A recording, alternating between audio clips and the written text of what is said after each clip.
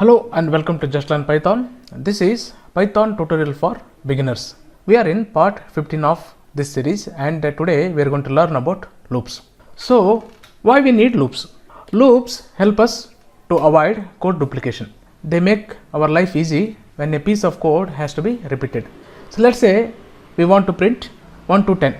So without loop, what we can do, we can print number 1 to 10 like this. This is the duplication of code. Here print is repeated 10 times. We can also write like this 1 2 3 4 5, but it will be a different output. So let us see this. See here it is vertical and here it is in one line. So that's okay, but what if you have to print from 1 to some very big number like this? In this case it's very difficult, right? So for that we use loop constructs which will solve this problem.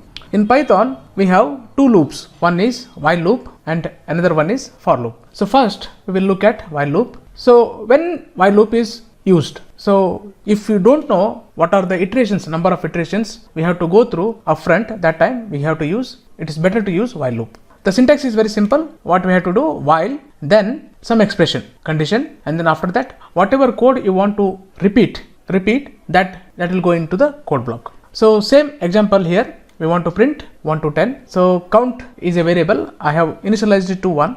So here while loop, this is while, this is the keyword, and then this is the expression. Okay, no need of brackets, but if you put, that's also fine. Then after that we have a colon and the code block. This is the code block which is with the indentation. Indentation is very important. Fine. So whatever number of lines you write here after this indentation, that those number of lines of code will be repeated in the loop. Fine. So let us run this code. So we have 1 2 3 4 5 up to 10. So we can give any number here. Let's say I want to print up to 110. So it's easy to get this, right? So we get so many numbers here. So I'll revert it back. So another example, a Fibonacci series. Here we have to generate Fibonacci series. I have a comma b equal to 0 comma 1. This is a parallel assignment. I have initialized with 0 and 1. Now in while, this is the condition expression b. I want to get Fibonacci series less than 50. Then I'm printing it here b, and this is how to print parallelly. Okay, instead of new line I'm just printing each print statement with a space between them. So here is the code logic, a comma b equal to b. So this is assignment, a will be b and b will be a plus b. This is part of while loop. Okay, this is the code block. So now after execution of this code block, I'm printing, I'm done. So processing is done. So notice this is out of for loop. So once this is getting executed, this code block is getting executed, we print all the numbers in the Fibonacci series. After that we are going to print outside of this loop as done.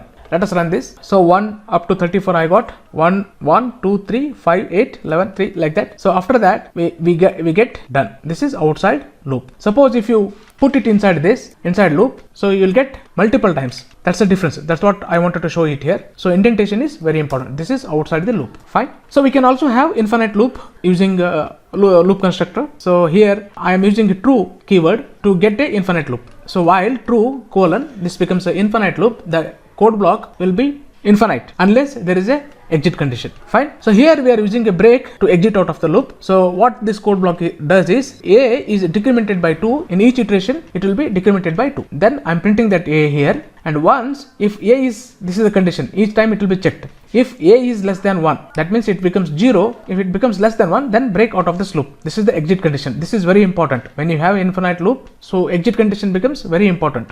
Fine. So we are breaking out of the loop, otherwise your code will get into infinite loop and you will get a undesired results. So break we are using here to get out of the loop based on a certain condition. That is when a is less than 1, we are going to stop the loop. So we get here all the numbers 98 up to 0.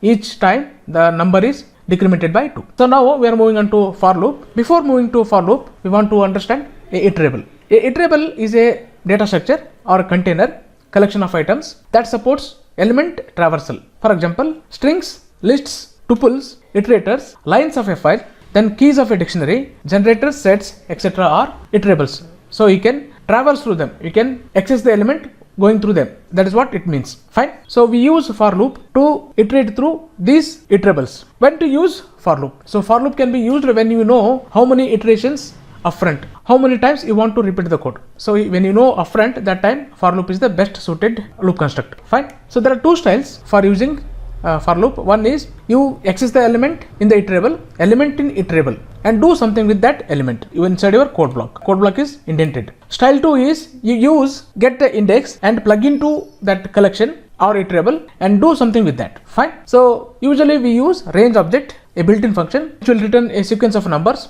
That sequence number will plug into collection or iterable, so to get the value element, and after that we apply something, we do something with that element. This style is very useful when iterating through multiple iterable objects. Fine. So we'll see an example of that. So first style, so here I have a item list. List is nothing but a collection of items. So item 0, item 1, item 2, item 3 and item 4. So now for item in item list, item in this list, print that item here. Notice there is a indentation. This is my code block, this is my for loop, and a colon is there. Fine. Let us run this. So we get 0, 1, 2, 3, 4. Style 2, I have two lists here, item list. Items are item 0, 1, 2, 3 and 4, and corresponding values I have in value list. That is value 0, 1, 2, 3 and 4. So now I am going to use range object. I am getting an index I for I in range 0 to length of the item list.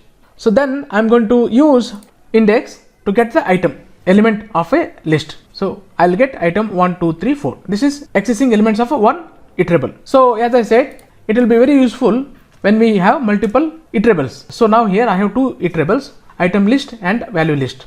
So I can directly plug in I into both the iterables. So I'll get both the values. So it avoids duplication. So here there are some examples of for loop using range. Range, as you know, it takes three arguments in different forms. One is only end value. So here we are passing 10 end value, and in the second for loop we are using start and end, and in the third for loop we are using start, end and step. So you already know this example we have seen in built-in function. This is just to show you how for loop is used along with range. In the next example, that is using for loop with enumerate built-in function. So we have a tuple here. Tuple is again a collection of object which is immutable. Music, I have values rock, pop, alternative and folk. These are types of music. Fine. So I am using for I in range 0 to length of music, length of this tuple. So I am printing it here using print function, and I am using the format specifier here, as you already know. Then I am plugging I into the tuple. I am accessing music and traversing through each element and printing that here by using index. We can also use enumerate along with for loop. So what it does is enumerate gives two values, that is count and value, that we can directly use instead of range. So this is to show you how to use enumerate in for loop. So for I style, this is count and this is value. We are printing I and style. So notice it starts with 0. I have given it as 0.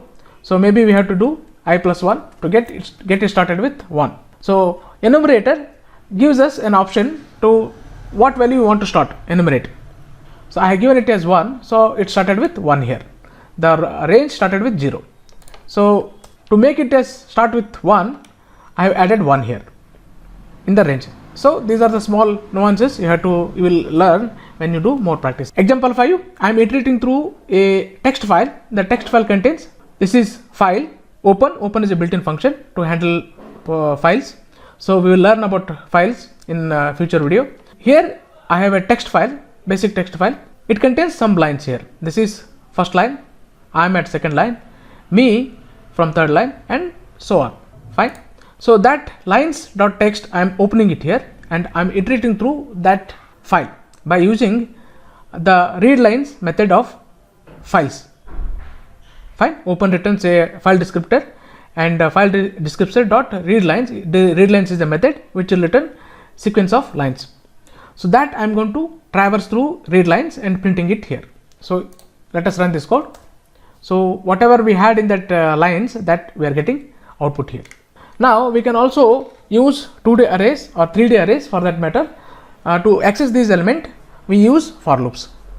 Two-dimensional arrays are represented as list of lists in Python. Each row is a inner list. Suppose we have first row 2, 5, 3, 5, 7 and second row as 1, 2, 3, 5, 8. So a typical 2D array of 2 rows can be represented as below. So that is, this is outer list and this is inner list. This is first row and this is second row. These are two lists inside a list. We can access them. This is a 2D array. A same values what I have taken, method 1. There are two methods we can do it by using two styles of for loop. What I am doing here for row in A, fine, row, this is first row, second row. So then of each row I am getting an item, second for loop for item in row, and I am printing that item here. First row will be this one, this list, and it will come here for item in row. Item in means this each element, the each element 2, 5, 3, 5, 7 becomes an element, and row becomes the first list and second list in the second iteration. So let us run this. This is one style, and the other style is using index I. So I in range length of A, and again we can use J in range A of I.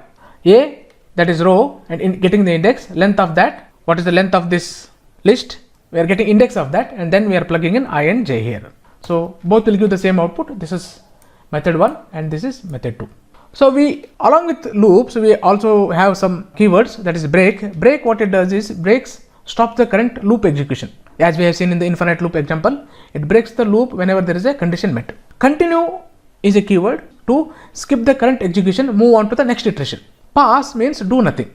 Let us look at these examples. So in example 1, we are using break usage, that is A equal to 0, while true I am incrementing A by 1. If A is greater than 10, then break. I don't want A to be greater than 10, else you print that A. Let us run this. So we get 1, 2, 3 up to 10. When A becomes 10, A becomes 9, this will be 1, we add 1, then it becomes 10. When A becomes 10, it becomes 11. Break the loop, break the execution. This is how break is used inside a loop. Then continue. Suppose I don't want numbers which are even. Let's say I want to print odd numbers less than 30. Fine. A equal to 0. Then what I do? A is less than 30. That is my expression. Then I am keep on adding 1 to A. If A modulus 2 equal to 0, don't print that. Continue. Else print that. That's what it says. This is how we use continue statement. So now here odd numbers up to 30, it is getting printed. Like that we can use if A is greater than 10, pass, else print that. So now A is 5 here. What it prints? It prints A is less than 10. Suppose A is 15. So what it does? It doesn't print anything. Okay, it just passes the execution. Fine. This can be used in loop also. So to recap what we have learnt here, we have two types of loop construction in Python. One is while loop, another one is for loop. So we have also seen how to use while loop, how to have infinite loop using while loop. Then we have seen for loop. We have seen two styles of for loop. One is elements iteration and other one is getting the index and plugging into that iterables to get the item. Then we have seen how to access 2D arrays, and we also seen how to use break, continue and pass. I hope you have learnt something new in this video, and this video is useful to you. And if you like this video, please give a thumbs up and share with your friends. Please subscribe to the channel and don't forget to click the bell icon so that you will get notification as and when there is a new video is uploaded. Thank you for watching.